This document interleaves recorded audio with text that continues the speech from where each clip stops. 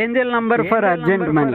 ఎవరికైతే నమ్మకం ఉంటుందో వాళ్ళు మాత్రమే ఈ ఏంజల్ నంబర్ ఉపయోగించండి. నమ్మకమే మీ బలం. ఎవరికైతే అర్జెంటుగా డబ్బులు కావాలో వాళ్ళు ఈ నంబర్ ఉపయోగించవచ్చు. ఇంకా ఎవరికైతే అప్పులు ఉన్నాయో అవి కూడా వెంటనే తీరిపోయే అవకాశం ఉంది.